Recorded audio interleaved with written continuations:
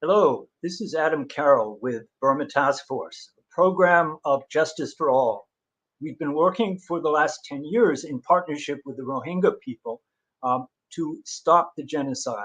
Unfortunately, the genocide is ongoing, and the official anniversary of the genocide is this week, on August 25th. Thousands killed, waves and waves of mass displacement, culminating in the 2017 mass displacement of 750,000 Rohingya, villages destroyed, and of course, all of this, including the destruction of mosques, mass rape, denial of Rohingya identity, comprehensive persecution that the US has now formally acknowledged is genocide. So, what do we do at this 5th anniversary of the mass displacement?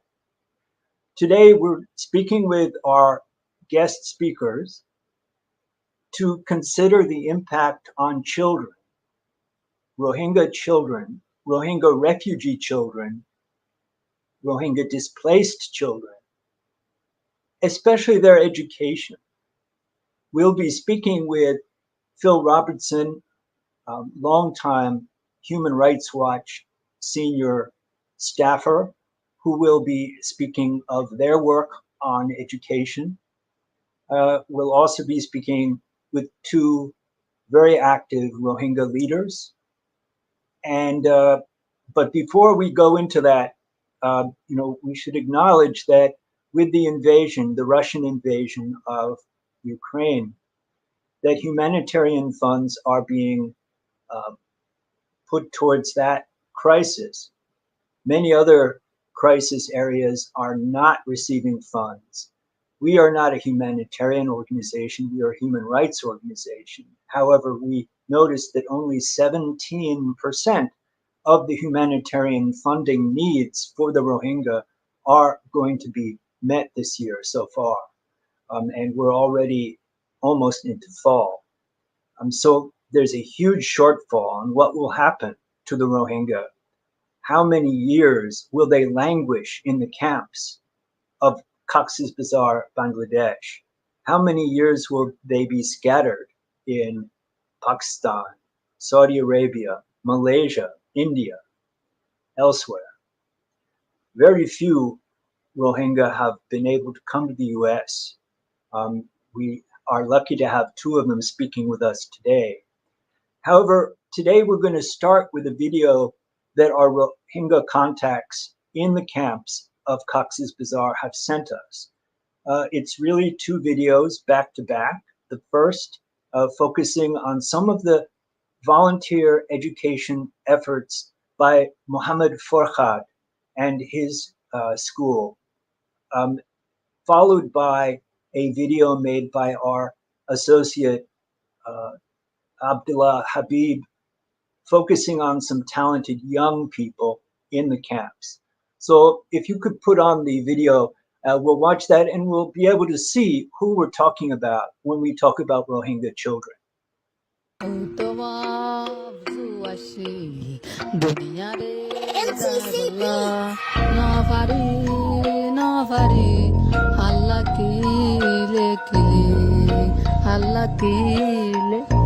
Ready, action!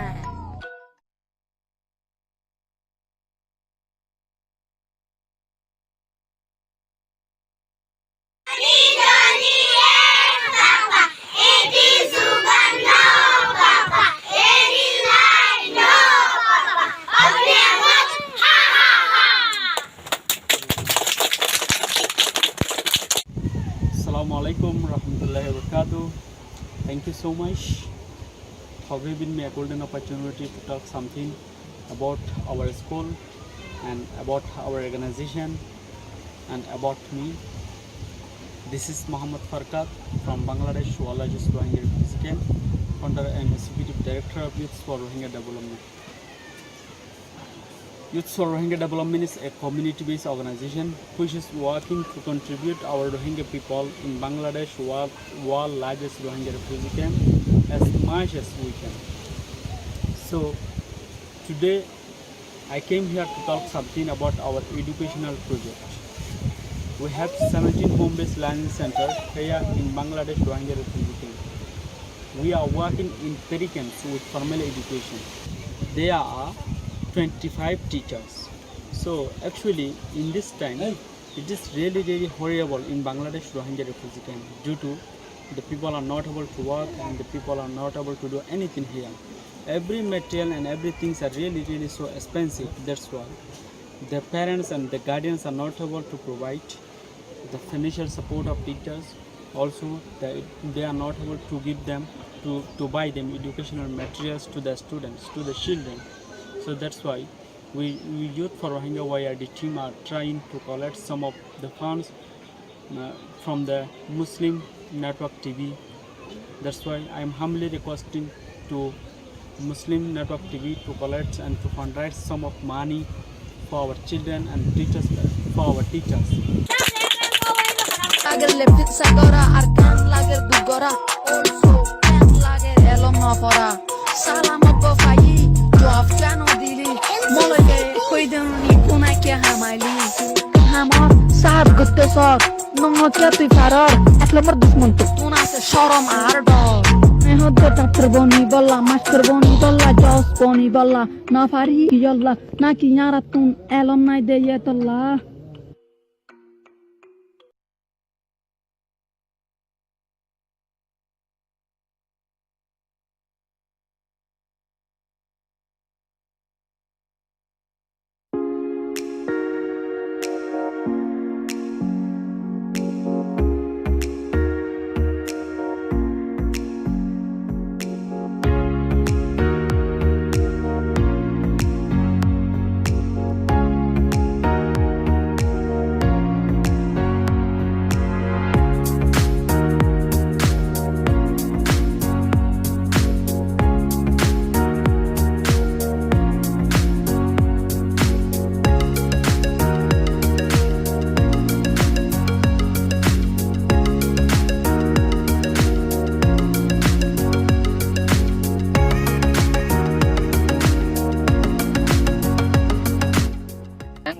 तो इंतिम डाल toll जुड़ा दिया हो जे बिया दे इंतिम बना बजे साकता के बना हो जे इंदा तो बेसो कष्ट सिस्टम बनाए दे आई के बरम में गुरा से खला इतम आरे कम मेरा है तिगारेसी मेरा तिगारेसी ना दिलर दगुलो है दे एकना बने भाजी मतलब ने दगुलो बांग्लादेश तो एकना बनाए रे मनसे दाई जी देखिले एकना गला गला दे माता में एकना बने भाजी मतलब Badan saya bane bari badan ni orang kan saya orang sungguh orang bane bari kan saya motor.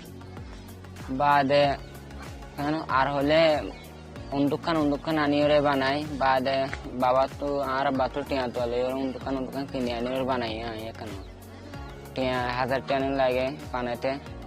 Bade halis panna puri circles hal time mas panna kan puri air hal time mas hasing guri air. Hasing gori bade atu muntu kan kushit gori de atu yang gori muntu don ge engineer bonta monohor engineer bori bola azwasa atu.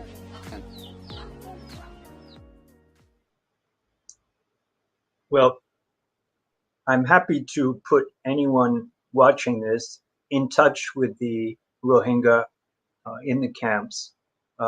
Especially if you wish to be supportive of their schools. You can certainly email me at Adem, A-D-E-M, at justiceforall.org, and I'll put you in touch. Some of us have been informally showing some support to them. I should note that these videos were done quickly, so there are a few imperfections, but it shows and it gives you a taste of the struggle for education and for self-improvement.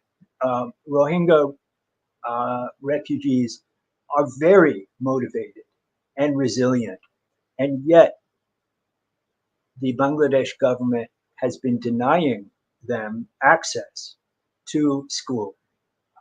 There's very little school, and the situation has not improved very much in the last few years. The pandemic furnished one excuse, but in fact, the policy has been across the board restrictive. Volunteer schools have been bulldozed. NGOs have not been allowed to develop their pilot projects or scale them up properly. Bangladesh seems to wish that the Rohingya will just return and be afraid of anything that seems somewhat permanent.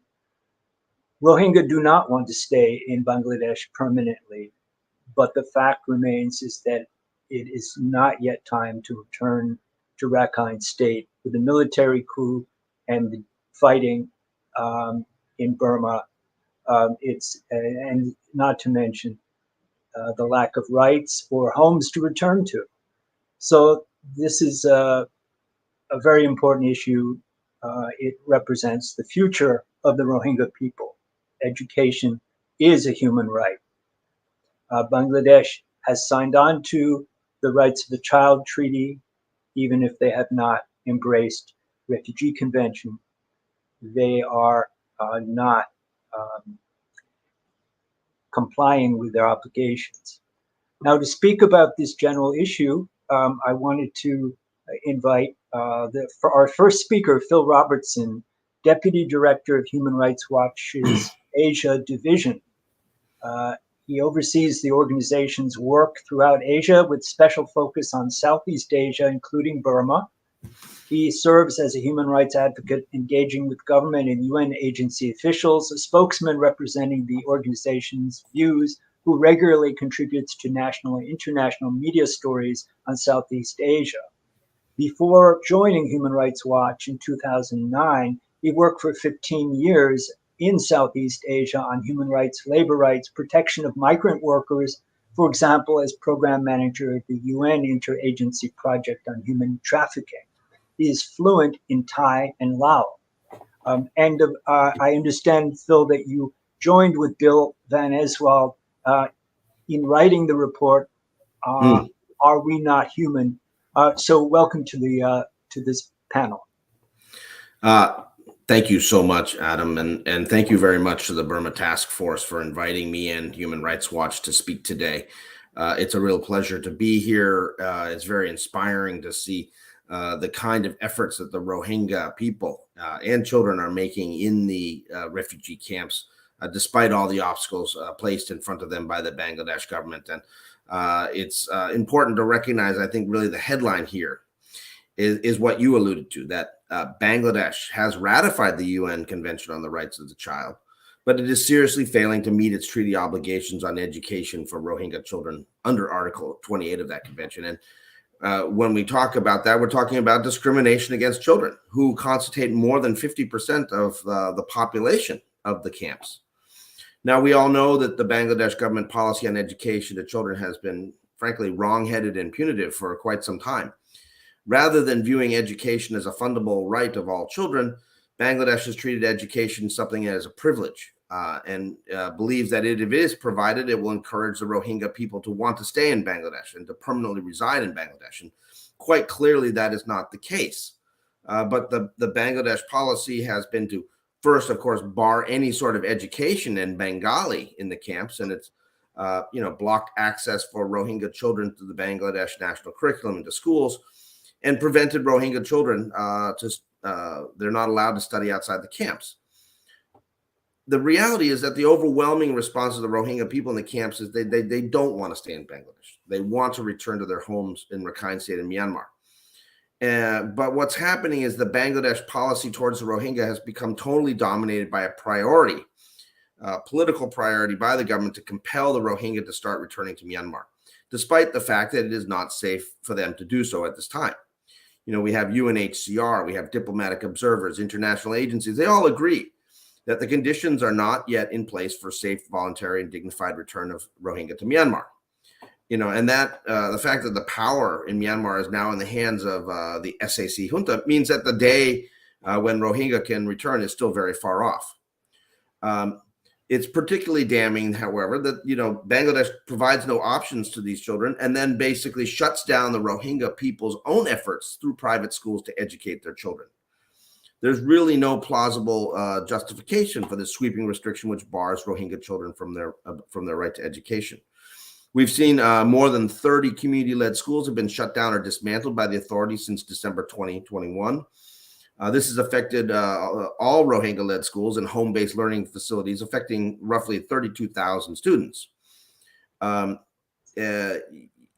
What we've seen, the closure of these community learning facilities for the Rohingya camps, it's detrimental to the community's development and a gross violation of children's right to education. And that puts them at the risk of becoming a lost generation. And as this is despite the fact that these community learning facilities led by Rohingya were teaching in Burmese, not Bengali. We've also documented instances where the authorities actually threatened refugees with confiscating their refugee identification cards and possibly relocating them to Basan Char Island if they violate the ban on operating or attending community-led schools.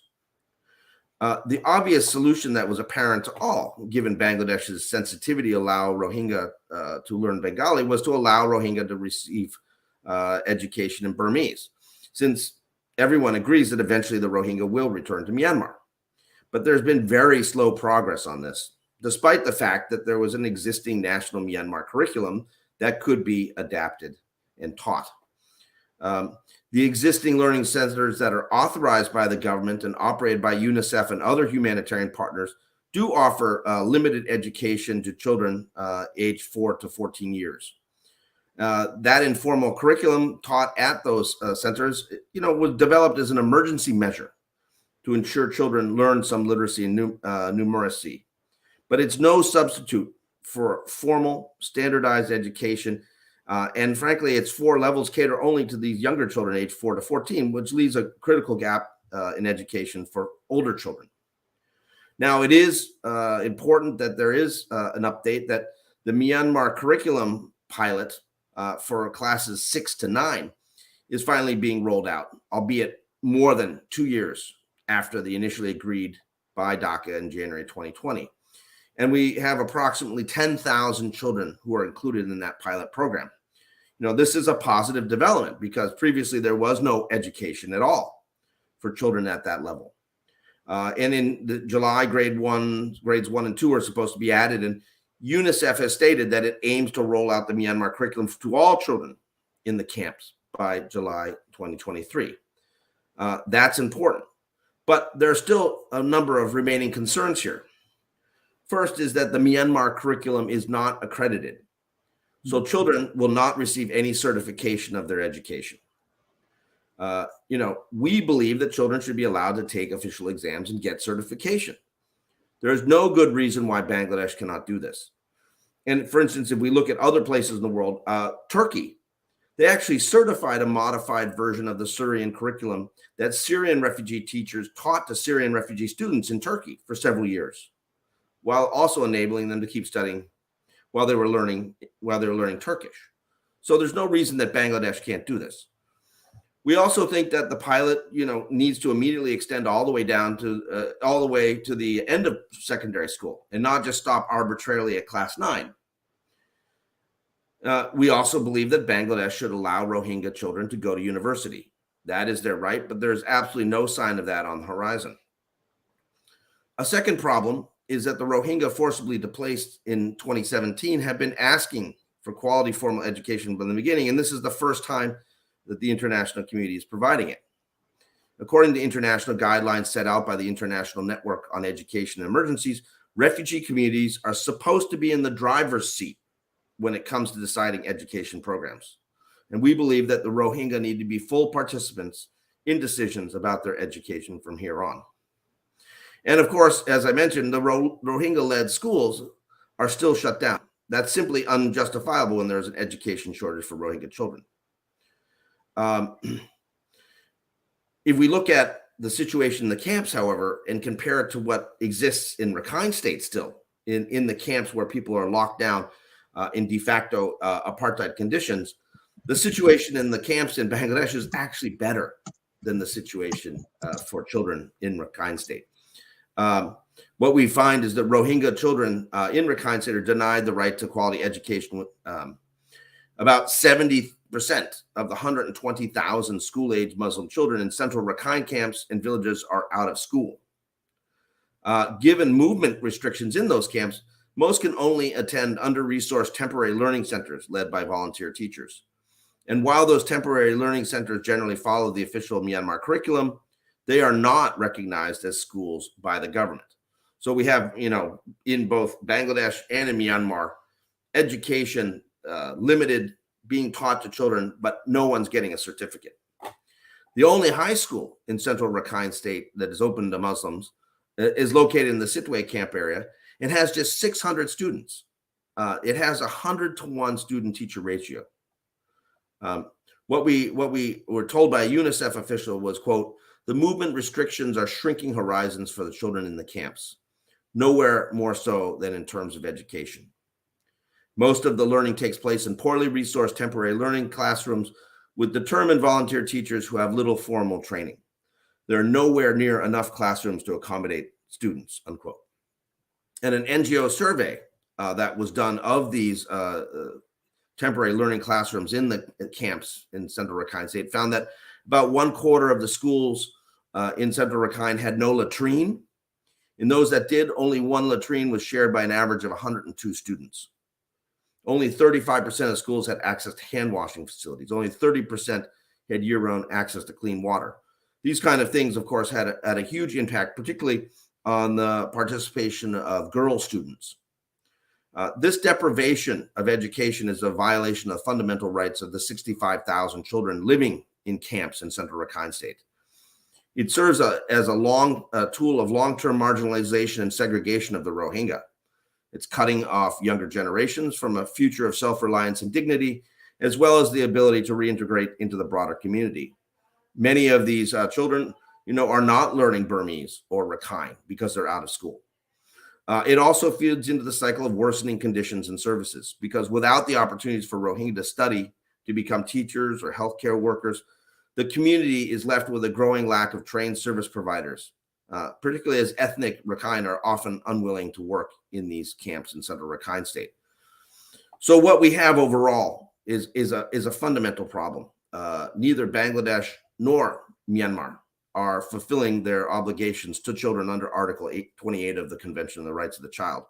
This has to stop. We need to have corrective action immediately, because all children deserve a right to education. So thank you very much for inviting me, and I'm happy to answer any questions you might have.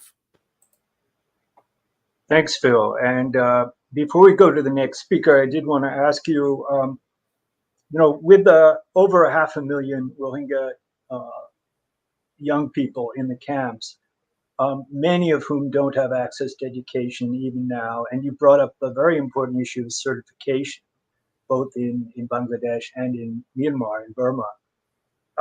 It seems to me as if these people not only are being made stateless in terms of land, but stateless in terms of their education and their social standing. Can they ever get ahead in society if their education is not even accepted? I did want to ask you how you would rate the international community response, including the UNHCR. A piece in The Guardian that came out today is very critical of UNHCR's how much they've been willing to go to bat for the Rohingya, and it criticizes some of the UN agencies for prioritizing maintaining their good relationships with the local authorities, which obviously is important. But how would you rate the overall response? I think you've put your finger right on the main issue, which is that the international humanitarian agencies are often not.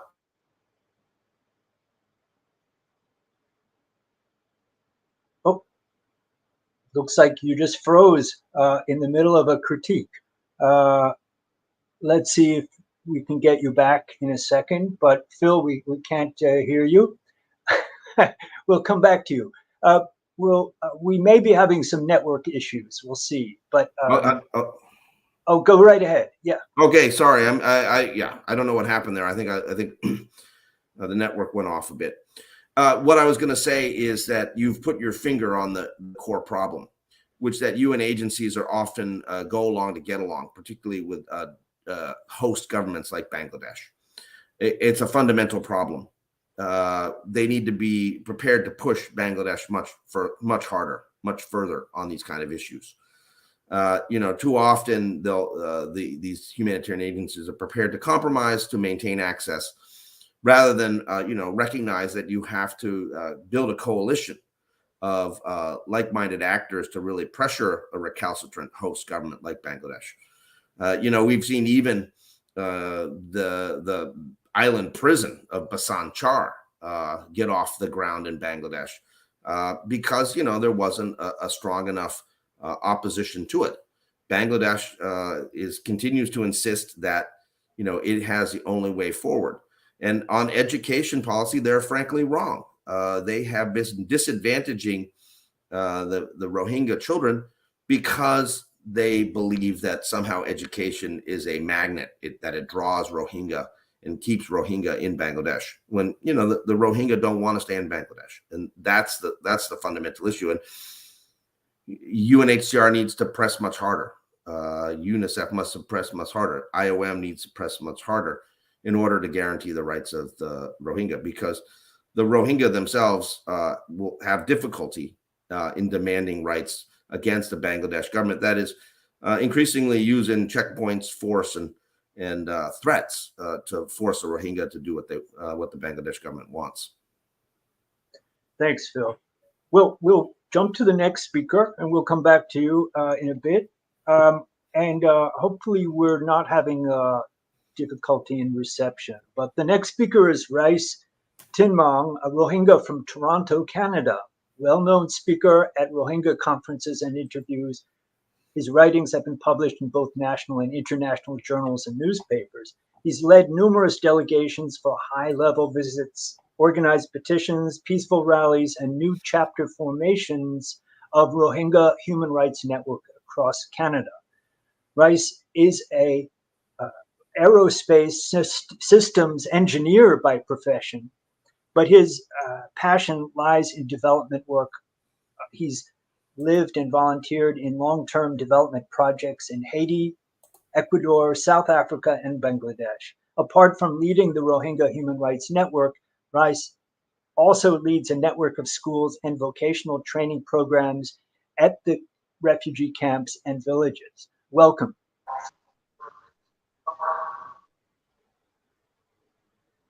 Thank you, Adam. And thank you to Burma Task Force for the incredible work that they do. And I'm very privileged to speak right beside Phil, who I very diligently follow on Twitter and other social media platforms. Thank you, Phil. It's such a privilege to be right beside you. You have highlighted quite a lot of things, Adam, you as well. But just from a standpoint of someone who's running education initiatives in the camps, as in supporting the initiatives, the video that you just saw at the beginning from Brother Mohammed Forkhad about different education centers, we support a similar network of schools, provide them with education supplies, stipends for teachers, etc. And I can share with you firsthand experience on how that has been and how the roadblocks have really hit, it's really hard at the center for making it so much difficult for us to move along.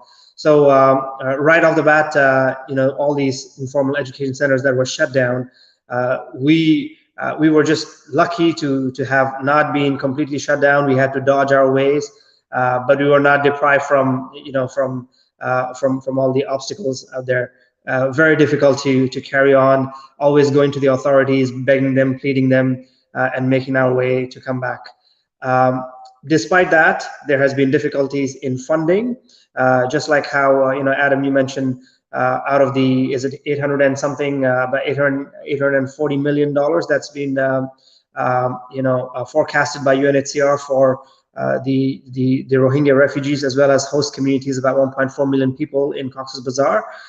It's only a very small portion that has been fundraised, but even here in Canada, as we fundraise for our informal the schools that we support, we have hit roadblocks, primarily again because of the geopolitics, of the region, as well as in the rest of the world. So geopolitics of the region being what has happened in Myanmar itself following the February coup. So a lot of funds go in that direction, and of course with the conflict in Ukraine, a lot of sympathy and humanitarian assistance of the Canadian community at large has gone towards that part of the world as well. So roadblocks in that direction as well. And then additionally,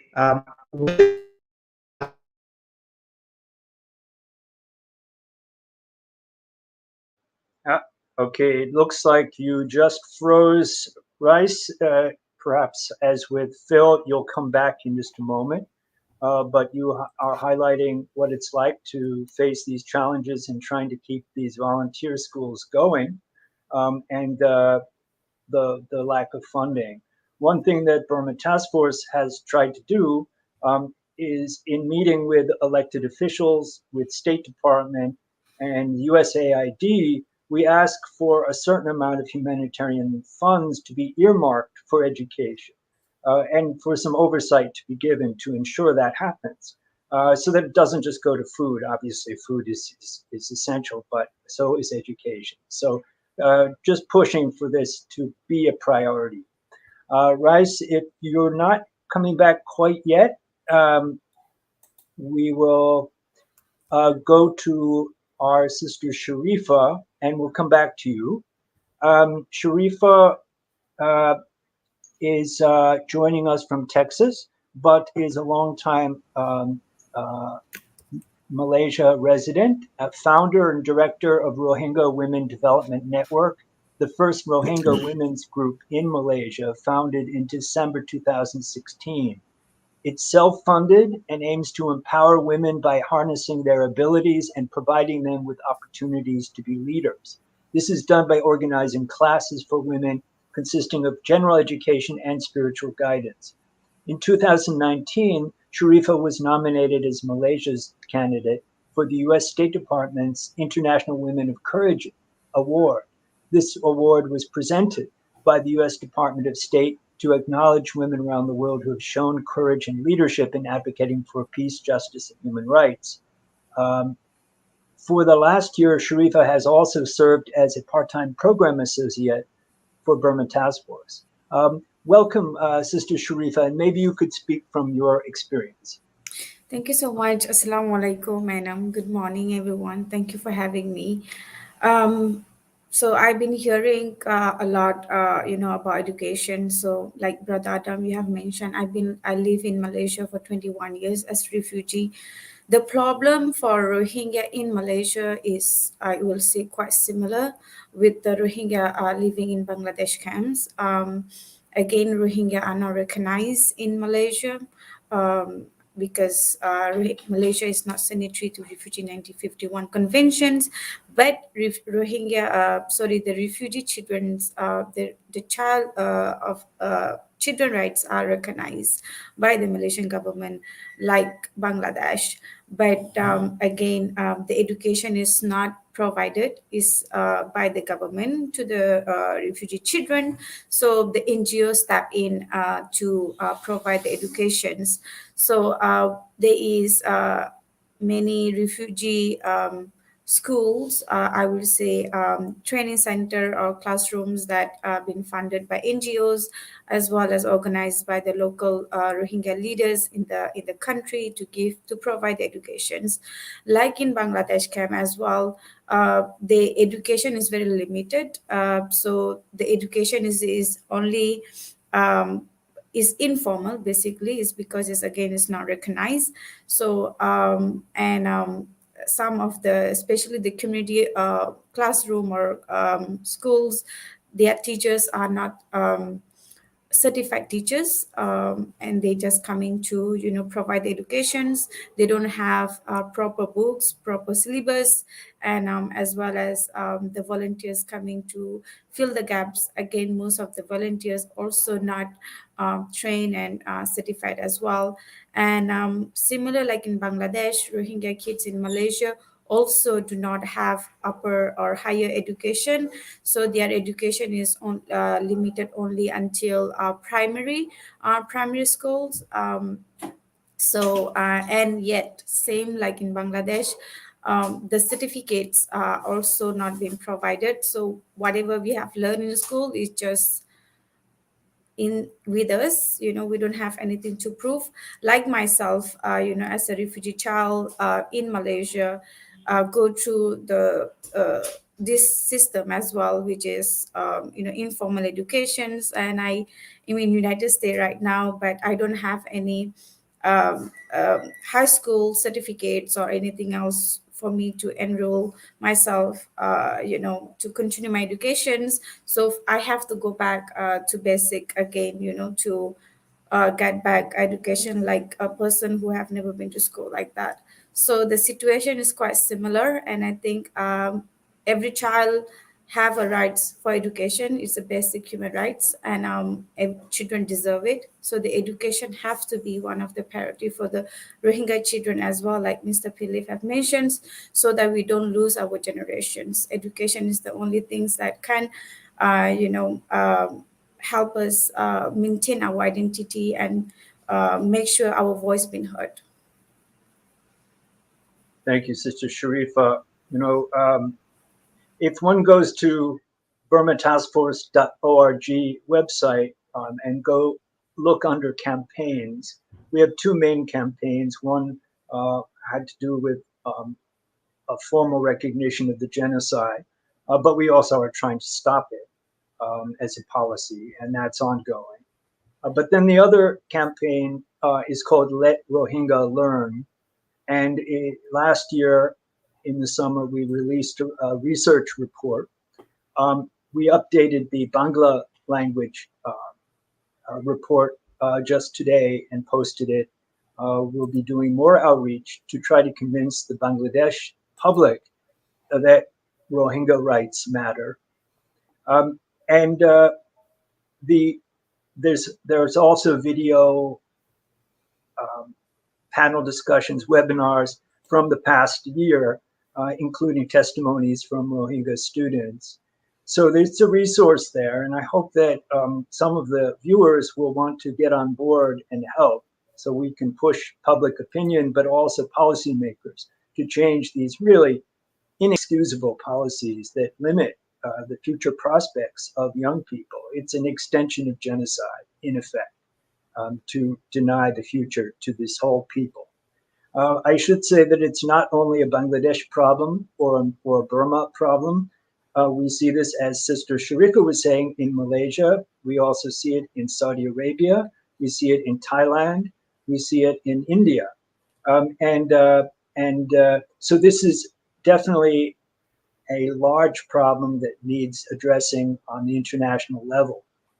In 2 or 3 weeks, September 17th, 18th, and 19th, there will be a summit at the United Nations called the Transforming Education Summit, which is in part focusing on the impact of COVID-19 pandemic on education, which has been a problem everywhere.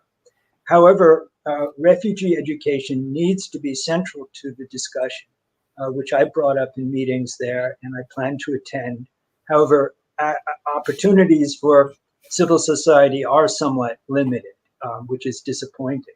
I understand that Human Rights Watch wrote a letter on the Transforming Education Summit, signed by other groups, and there was some controversy because, unfortunately, it was sent mistakenly to General Lang, who one doesn't want to consider the true leader of Burma.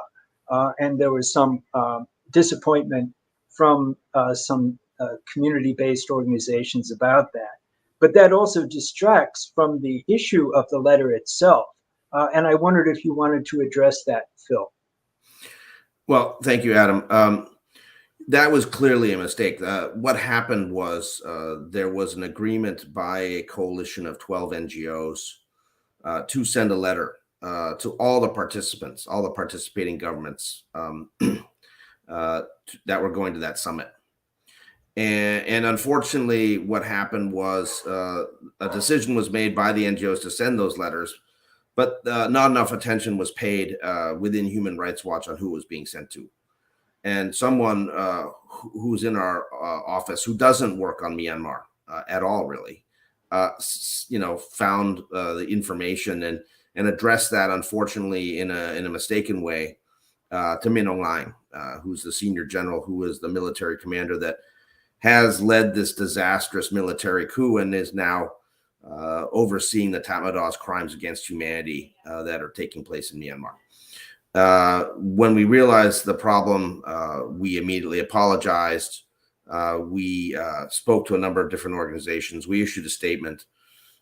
We have said very clearly that it was a mistake and that we rescinded that letter. We took that letter back. It's also quite clear that a number of the partners who were on board with the actual letter, which talks about guaranteeing education for children and making sure that governments do more, knew about the letter, but they didn't know about who it was being sent to. So that was really Human Rights Watch's mistake, which we have clearly stated publicly was our fault.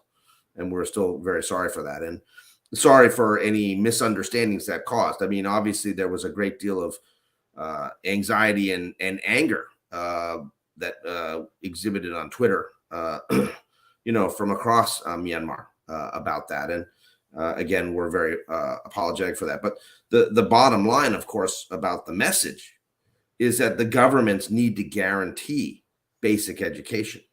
And what is happening in places like Bangladesh is they're not doing so for the Rohingya children.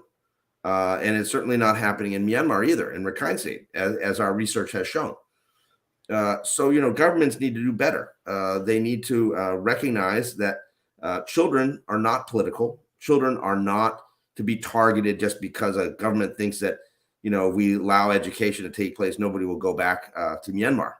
That's outrageous and unacceptable. And Bangladesh needs to be called out on that.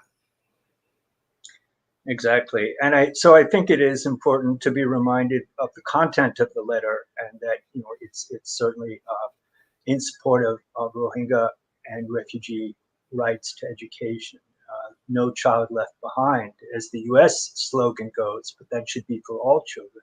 It's really absolutely mind-boggling that we should have to debate that right. With Human Rights Watch's efforts, the 2019 report, Are We Not Human? And then follow-up letters. For example, this April, there was a follow-up letter to, I think, the EU and various other stakeholders on this issue. How has response been over the last 2-3 years? Do you feel that you're getting more support?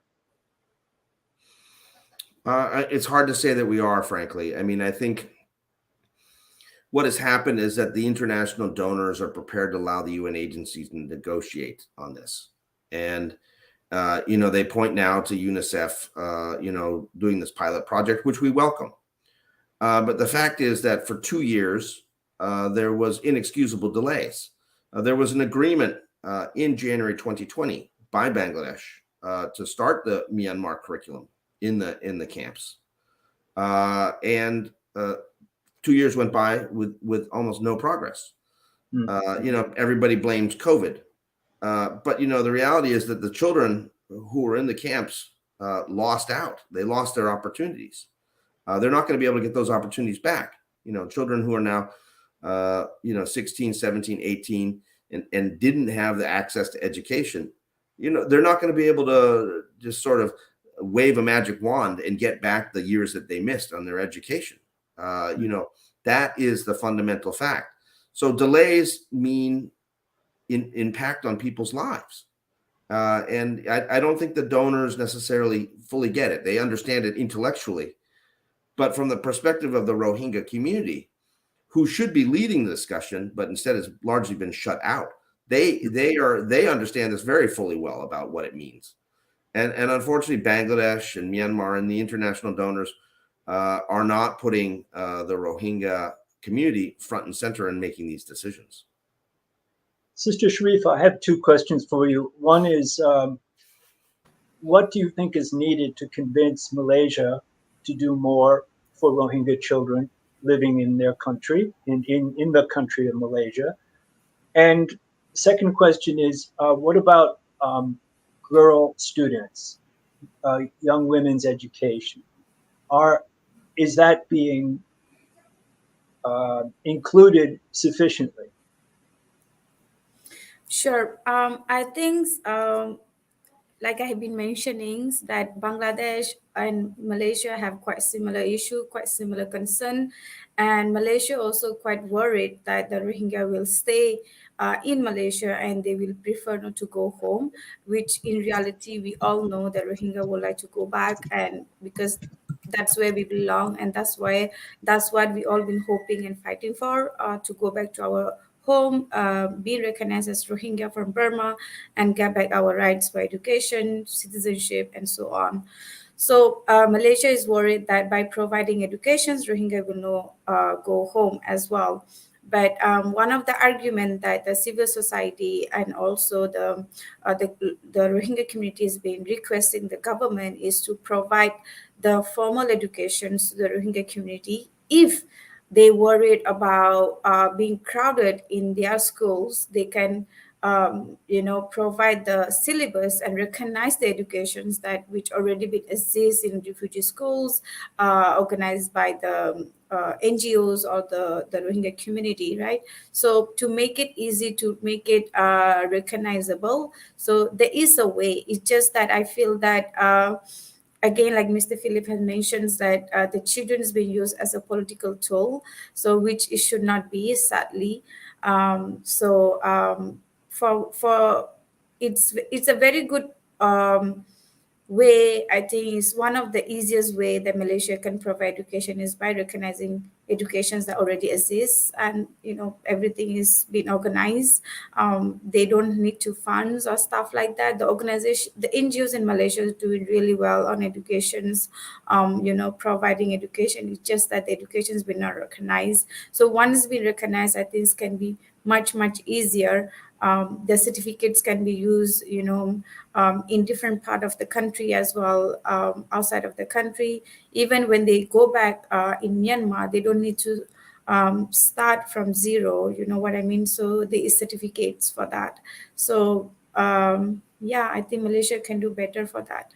So when we talk about the women education specifically, I think both girls and boys, um, there is no difference between the challenges that both girls and boys face in Bangladesh camp or in Malaysia with the educations. Of course, we're talking about the primary education, not upper education or higher educations, but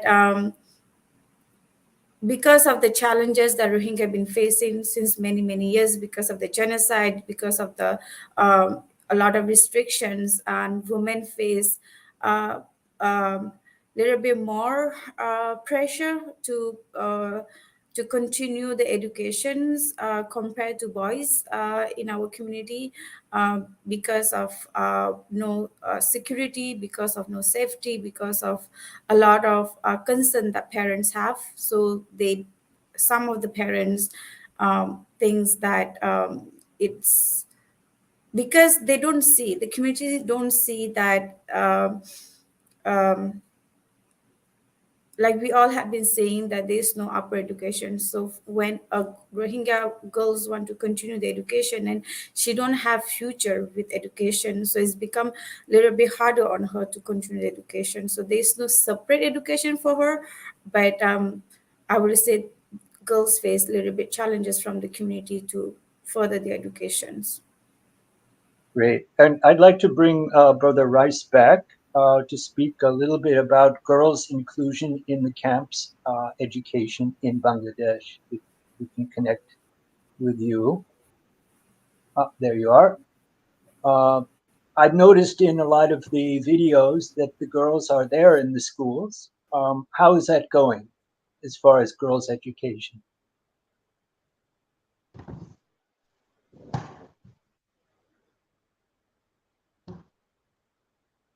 Rice, can you hear us? Yes, I can. My apologies. Yeah, There were no issues problem. in the setup. Just wondering how the girls' education is going in the schools that you're assisting with. Absolutely. Thank you for bringing back there. And I'm assuming that Sharifah has shed some light into that already. But if not, at least in our schools or in the situation in the camps as we know it, girls' education is always a challenge. And that primarily stems from our past, how our situation has been in Myanmar to begin with. Even boys that will go to school, they would get arrested, tortured, beaten, imprisoned for attending schools just because you're a Rohingya.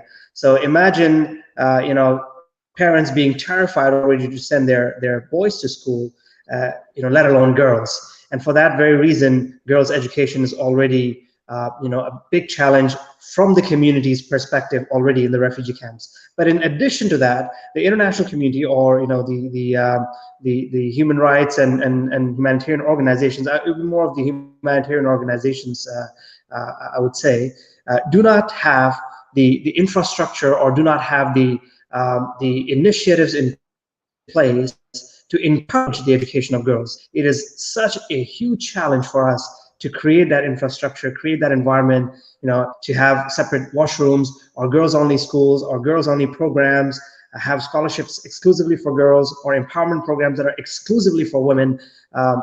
That always remains a challenge. A lot of times these empowerment programs or women's initiatives focus on women's health, focus on post-traumatic stress recovery, all of that, which is essential.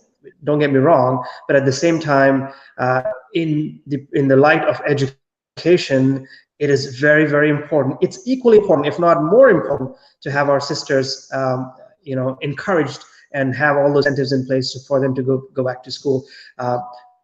Primarily in the case of Rohingya, of my community, because the vast majority of my population are women of matter. It's not something that we just say because it's a niche, or it is women's education. Of course, in developing from UNICEF's perspective, it's always been pushed. But I'm stressing the importance of how it is in my community, because just as a fact of matter, the majority of the population is women and girls. But unfortunately, that infrastructure is not in place. And so I would encourage the supporters of BTF has always been in the forefront, and mashallah, a lot of our women programs, it's on entrepreneurship through sewing. Burma Task Force and Malik has been very forthcoming in supporting those programs. I would encourage those who are supporting to have a special eye on supporting initiatives that focus exclusively on girls' education in Rohingya refugee camps. That's what I had to share from observations. Yeah, and Rice, is there a website or an email that people can contact if you want to refer people who are interested in supporting these initiatives?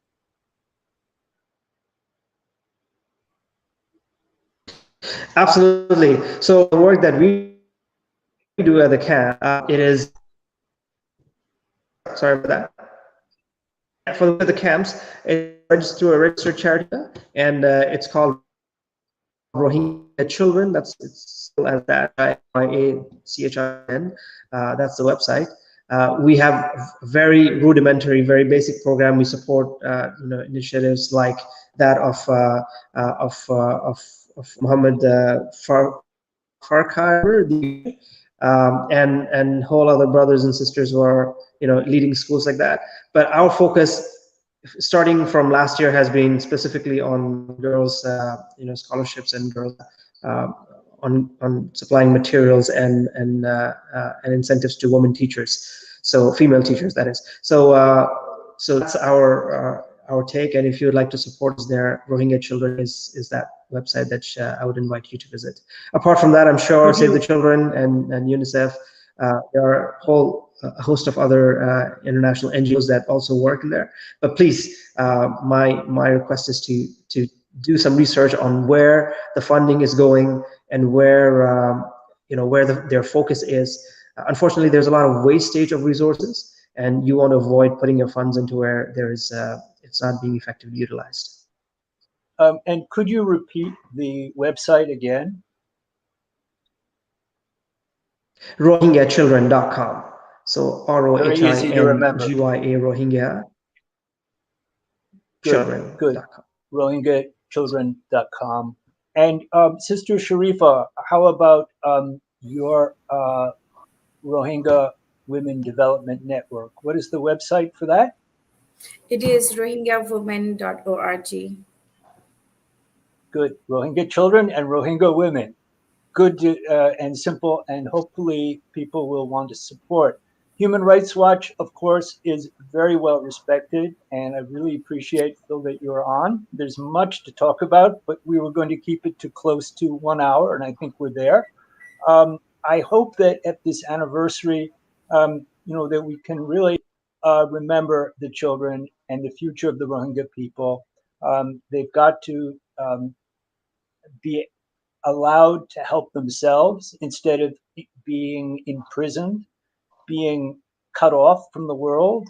And the US and Canadian governments, for example, have been generous in humanitarian funding, but there needs to be also much more action on the root causes of this mass displacement. And until the National Unity Government or other new leaders step forward and lead Burma, we're not going to see the rights restored to the Rohingya people. So we need to keep pushing. It's very unfortunate that Russia and China and India and some others are supporting and funding and selling weapons to the Burmese military, and we need to call that out. We need to also be very aware of what corporations are working in Burma and call them out as well. So let's do the right thing and let's remember the Rohingya, work with the Rohingya, and honor the Rohingya at this anniversary. So thank you all for joining this discussion. I hope we can come back. I hope we don't have to come back, but we probably will. And we can keep some support for the young people. Perhaps next time we'll have some of the children on and speak directly. So thank you all. And Phil, any last words? Issue of Rohingya education is so critically important. When you're talking about the future of the Rohingya people, everybody wants them to be able to return in safety and dignity, voluntarily, with freedom of movement and full citizenship rights, all these things when they return to Myanmar. But if they're not able to go back and speak Burmese, if they're not able to speak Rakhine, if their education has been stunted and diminished because of lack of access to education, that's just an additional obstacle that doesn't need to be there. And so what we can do now, while we're waiting for a situation where it might be finally possible for them to return home, is we can ensure that they are ready to go back in the best possible way, fully educated, with empowered children, empowered communities who will be able to stand up for themselves when they return to Myanmar. Thank you, Phil. Thanks for your work. And thank you all for listening, and hopefully we can take action. So goodbye. Thank you.